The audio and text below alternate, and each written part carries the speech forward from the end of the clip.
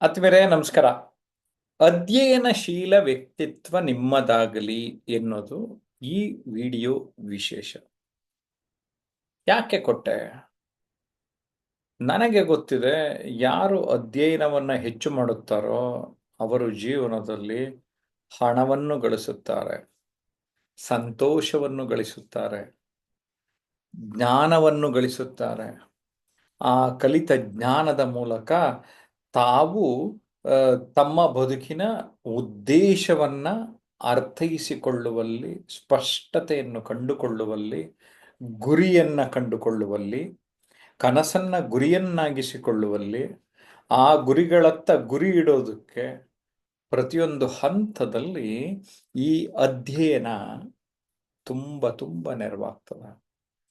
ಅಧ್ಯಯನ ಕೇವಲ ಪುಸ್ತಕ ಓದುವುದರಿಂದ ಅಷ್ಟೇ ಅಲ್ಲ, ಆಡಿಯೋ ಬುಕ್ಸ್, ಆಡಿಯೋಗಳನ್ನ ಕೇಳುವುದರ ಮೂಲಕ, ನೋಡುವುದರ ಮೂಲಕ, ಅಂದರೆ ನಮ್ಮ ಇಂದ್ರಿಯಗಳಾದ ಕಣ್ಣು ಮತ್ತು ಕಿವಿಗಳನ್ನ ಹೆಚ್ಚು ಬಳಸಿಕೊಳ್ಳುವುದರ ಮೂಲಕ.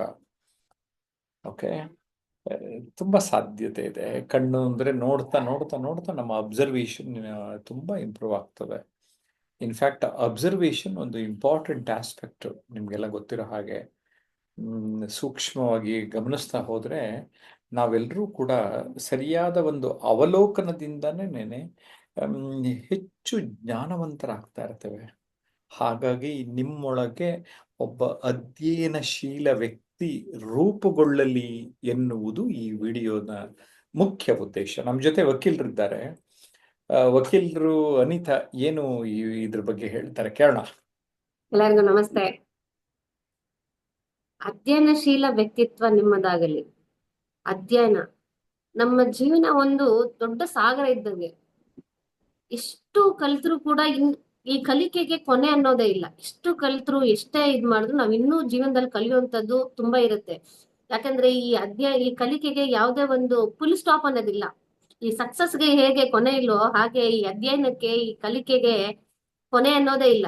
ಯಾವ ವ್ಯಕ್ತಿ ತನ್ನನ್ನ ಪ್ರತಿನಿತ್ಯ ಪ್ರತಿನಿತ್ಯ ಪ್ರತಿನಿತ್ಯ ತನ್ನದೇ ಆದಂತ ರೀತಿಯಲ್ಲಿ ತನ್ನನ್ನು ಅಪ್ಡೇಟ್ ಮಾಡ್ಕೊಂಡು ಅಧ್ಯಯನಶೀಲರಾಗಿ ಹೋಗ್ತಾರೋ ಅವರ ವ್ಯಕ್ತಿತ್ವ ತುಂಬಾ ಅತ್ಯುತ್ತಮವಾಗಿರುತ್ತೆ ಅಂತ ಹೇಳಕ್ ಇಷ್ಟಪಡ್ತೀನಿ ಸರ್. ಯಾಕೆ ಅಂತಂದ್ರೆ ಪ್ರತಿನಿತ್ಯ ನಾವು ಏನೋ ಒಂದು ಹೊಸದನ್ನ ನಾವು ಕಲಿತಾ ಇದ್ದಾಗ ನಮ್ಮಲ್ಲಿ ನಮ್ಮ ಹೊಸ ಹೊಸ ವಿಚಾರಗಳನ್ನ ನಾವು ಕಲ್ತ್ಕೊಳ್ಳೋಕೆ ಅವಕಾಶ ಸಿಗುತ್ತೆ. ಹೊಸದ್ ನಮ್ಮ ಜೀವನದಲ್ಲಿ ನಾವು ಹೊಸ ವಿಚಾರಗಳನ್ನ ತಿಳ್ಕೊಂಡು ನಮ್ಮ ಜೀವನ ಉತ್ತಮ ರೀತಿಯಲ್ಲಿ ರೂಪಿಸ್ಕೋಬಹುದು ಅಂತ ಹೇಳಕ್ ಇಷ್ಟಪಡ್ತೀನಿ. ಎಸ್ ಅನಿತಾ, ನಮ್ ಜೊತೆ ಹರಿಪ್ರಸಾದ್ ಕಾಲೇಜ್ ಪ್ರಿನ್ಸಿಪಾಲ್ ಇದ್ದಾರೆ. ಅವ್ರೇನ್ ಹೇಳ್ತಾರೆ ಕೇಳೋಣ. ನಮಸ್ಕಾರ ಸರ್.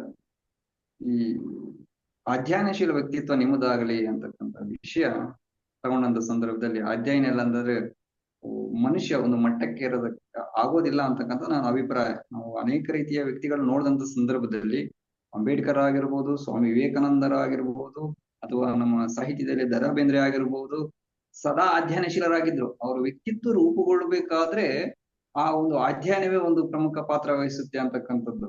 ಅದೇ ರೀತಿ ಹೇಳಿದಾಗೆ ನಹಿ ಜ್ಞಾನೇನ ಸದೃಶಂ ಅಂತ ಹೇಳ್ತೀವಿ. ಜ್ಞಾನಕ್ಕೆ ಮಿಗಿಲಾದಂಥದ್ದು ಮತ್ತೊಂದಿಲ್ಲ ಅಂತಂದ್ರೆ ಜ್ಞಾನ ಅಂತಕ್ಕಂಥ ಎಷ್ಟು ಪ್ರಾಮುಖ್ಯತೆ ಕೊಡುತ್ತದೆ. ಅದು ಯಾವ ರೀತಿಯೆಲ್ಲ ಸಂಪಾದನೆ ಮಾಡೋದು, ಅಧ್ಯಯನದ ಮೂಲಕ ಒಂದೇ ಅಲ್ಲ, ಅದು ಗಮನಿಸುವುದ್ರ ಮೂಲಕ, ಇನ್ನೊಬ್ಬರ ಕೇಳುವುದ್ರ ಮೂಲಕ, ಇನ್ನೊಂದೇನಾದ್ರು ವಿಷಯಗಳನ್ನ, ಒಳ್ಳೆ ವಿಷಯವನ್ನ ಗಮನಿಸುವುದ್ರ ನೋಡೋದ್ರ ಮೂಲಕ, ಎಲ್ಲದ್ರ ಮೂಲಕ ಜ್ಞಾನ ಸಂಗ್ರಹ ಮಾಡ್ತಾ ಇದ್ದಂತ ಸಂದರ್ಭದಲ್ಲಿ ನಮ್ಮ ವ್ಯಕ್ತಿತ್ವ ಡೆವಲಪ್, ಒಂದು ಅಭಿವೃದ್ಧಿ ಆಗುತ್ತೆ ಅಂತಕ್ಕಂಥ. ಅದ್ರ ಮೂಲಕ ಹಣ, ಸಂತೋಷ, ಅಧಿಕಾರ, ನಮ್ಮ ಉದ್ದೇಶ, ನಮ್ಮ ಗುರಿ ಎಲ್ಲ ಈಡೇರ್ತವೆ ಅಂತಕ್ಕಂಥ ನನ್ನ ಒಂದು ಅನಿಸಿಕೆ ಸರ್. Thank you. ತುಂಬಾ ಸಂತೋಷ, ಚೆನ್ನಾಗಿ ಹೇಳಿದಿರಿ. ರಮೇಶ್ DM ಏನ್ ಹೇಳ್ತಾರೆ? ನಮಸ್ತೆ ಸರ್. ಅಧ್ಯಯನಶೀಲನ ವ್ಯಕ್ತಿತ್ವ ನಿಮ್ಮದಾಗಲಿ.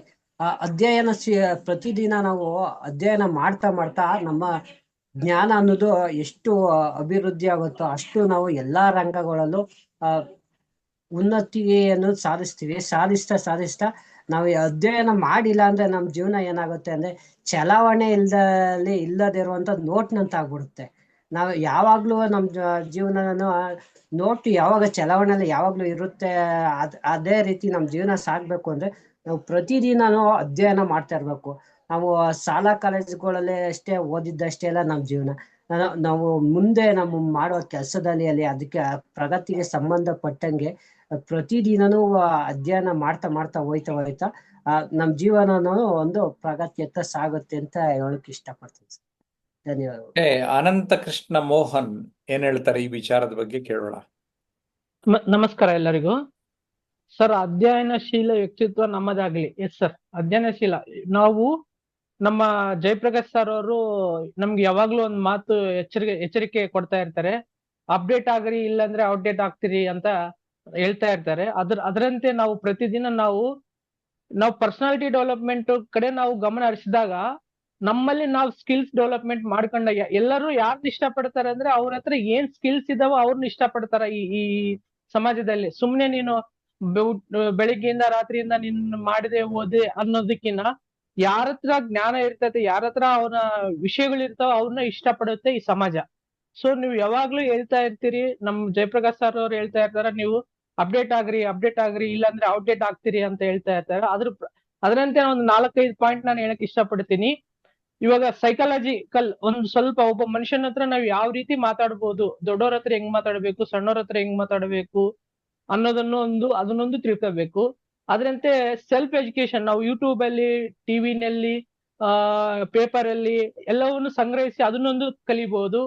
ಆಮೇಲೆ ಪಬ್ಲಿಕ್ ಸ್ಪೀಕಿಂಗ್ ಅದರಷ್ಟು ದೊಡ್ಡ ಇನ್ನೊಂದಿಲ್ಲ. ಪಬ್ಲಿಕ್ ಸ್ಪೀಕಿಂಗ್ ನಾವು ಯಾವಾಗ ಕಲಿಯಕ್ಕೆ ನಾವು ಆ ಸ್ಕಿಲ್ ಡೆವಲಪ್ ಮಾಡ್ಕೊಂತೀವೋ ನಮ್ಮಲ್ಲಿ ಪರ್ಸನಾಲಿಟಿ ಡೆವಲಪ್ಮೆಂಟ್ ಆಗೋಕೆ ಅದೊಂದು ದೊಡ್ಡ ಸಾಧನೆ ಅಂತ ಹೇಳಕ್ಕೆ ಇದೇ ಸಂದರ್ಭದಲ್ಲಿ ನಾನು ಇಷ್ಟಪಡ್ತೀನಿ. ನಾವು ಇನ್ನೂ ಒಂದು ಇದೇ ಮುಂದುವರ್ಸ್ಕೊಂತ ಹೇಳಬೇಕಂದ್ರೆ, ಚೈನಾದಲ್ಲಿ ಒಂದ್ಸರಿ ಕೊರೋನಾ ವೈರಸ್ ನಿಂದಾಗಿ ನಾವು ಹೈಕೋರ್ಟಿಗೆ ಒಂದು 200 ಮಂದಿನ ನಾವು ಸಾಯಿಸ್ಬಿಟ್ರೆ ಕೊರೋನಾ ವೈರಸ್ ಹೋಗ್ಬಿಡ್ತೈತಿ ಅಂತ ಹೇಳಿ ಹೈಕೋರ್ಟಿಗೆ ಹಾಕಿದಾರ ಅಂತ ಒಂದು ಪೇಪರ್ ಅಲ್ಲಿ ಬಂದ್ಬಿಟ್ಟಿತ್ತು. ಸೊ ಅದು ಎಷ್ಟು ನಿಜ ಅಂತ ತಿಳ್ಕೊಬೇಕಂದ್ರೆ ನಾವು ಮತ್ತೆ ಇನ್ನೊಂದು ಸಂಶೋಧನೆ ಇನ್ನೊಂದನ್ನ ನಾವು ಅಪ್ಡೇಟ್ ಆಗ್ಬೇಕು. ಅಂದ್ರೆ ಅದನ್ನ ರಾಂಗ್ ಫೇಕ್ ನ್ಯೂಸ್ ಕೂಡ ಬರ್ತಾ ಇರ್ತವೆ. ಅದನ್ನೇ ನಂಬಂಗೂ ಇಲ್ಲ. ನಾವು ಯಾವ್ದು ಸರಿ ಅಂತ ಹೇಳಿ ನಾವು ಅಧ್ಯಯನ ಮಾಡ್ಕೊಂತ ಹೋದಾಗ ಮಾತ್ರ ನಮ್ಮಲ್ಲಿ ನಾವು ಬೆಳಿತೀವಿ, ನಾವು ನಮ್ಮದೇ ಆದ ನಾವು ಬೆಳೆಸ್ಕೊಂತೀವಿ ಅಂತ ಹೇಳೋದಕ್ಕೆ ಇಷ್ಟಪಡ್ತೀನಿ ಸರ್. Thank you sir. ತುಂಬಾ ಚೆನ್ನಾಗಿ ಹೇಳಿದ್ರಿ. ಯಾರಲ್ಲಿ ಅಧ್ಯಯನಶೀಲ ವ್ಯಕ್ತಿತ್ವ ಇರ್ತದೆ ಅವರಲ್ಲಿ ಬೌದ್ಧಿಕ ವ್ಯಕ್ತಿತ್ವ ಹೆಚ್ಚಾಗ್ತದೆ. ಅಂದ್ರೆ ಆ ಚಿಂತನಶೀಲತೆ ಹೆಚ್ಚಾಗ್ತದೆ. ನಮ್ ಜೊತೆ ವಂಗಮ್ಮ ಇದ್ದಾರೆ, ಏನ್ ಹೇಳ್ತಾರೆ ವಂಗಮ್ಮ ಅವರು? ನಮಸ್ತೆ ಸರ್. ಹೇಳಿ. ಅಧ್ಯಯನಶೀಲೆ ವ್ಯಕ್ತಿತ್ವ ನಮ್ಮದಾಗಲಿ. ಅಧ್ಯಯನಶೀಲೆ ಮನುಷ್ಯನಲ್ಲಿ ಇದ್ದಾಗ ಅವನ ಜೀವನದ ದಾರಿಯನ್ನೇ ಬದಲಾಯಿಸಿ ಬಿಡುತ್ತದೆ. ಸತತವಾಗಿ ಅಧ್ಯಯನಶೀಲೆಯಲ್ಲಿ ಯಾರು ಇರ್ತಾರೋ ಅವರು ಒಳ್ಳೆ ವ್ಯಕ್ತಿತ್ವವನ್ನು ಬೆಳೆಸ್ಕೋತಾರೆ ಸರ್.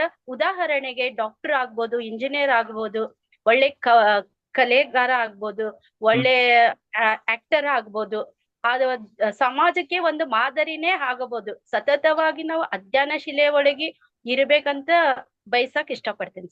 ಧನ್ಯವಾದ. ಎಸ್, ಅಧ್ಯಯನಶೀಲ ವ್ಯಕ್ತಿತ್ವ ನಮ್ಮ ವೀಕ್ಷಕರದು ಆಗಲಿ ಎನ್ನುವುದು ನಮ್ಮ ಒಂದು ಸದಾಶಯ. ಹೇಗನಿಸ್ತು ಕಾಮೆಂಟ್ ಮಾಡಿ. ಜಯಪ್ರಕಾಶ್ ನಾಗ್ತೇಳಿ ಹಾಗೂ ಟ್ರಾನ್ಸ್ಮಿಷನ್ ಅನ್ಲಿಮಿಟೆಡ್ ಯೂಟ್ಯೂಬ್ ಚಾನಲ್ ಎರಡನ್ನು ಸಬ್ಸ್ಕ್ರೈಬ್ ಮಾಡಿ. ಬೆಲ್ ಬಟನ್ ಐಕಾನ್ ಆಲ್ ಅಂತ ಪ್ರೆಸ್ ಮಾಡಿ. ಏನಂತೀರಿ? ಲೈಕ್ ಮಾಡೇ ಮಾಡ್ತೀರಿ, ಕಮೆಂಟ್ ಮಾಡೇ ಮಾಡ್ತೀರಿ. ಮತ್ತೆ ವಿಡಿಯೋ ಇನ್ನೊಂದ್ಸರಿ ನೋಡ್ಬೇಕು ಅನ್ಸಿದ್ರೆ ಇನ್ನೊಂದ್ಸರಿ ನೋಡಿ. ಆಮೇಲೆ ನಿಮ್ ಸ್ನೇಹಿತರಿಗೂ ಫಾರ್ವರ್ಡ್ ಮಾಡಿ. ಇಂಥ ವಿಚಾರ ಎಲ್ಲ ಅವ್ರಿಗೂ ಗೊತ್ತಾಗ್ಲಿ. ಏನಂತೀರಾ? Thank you. ಬಾಯ್.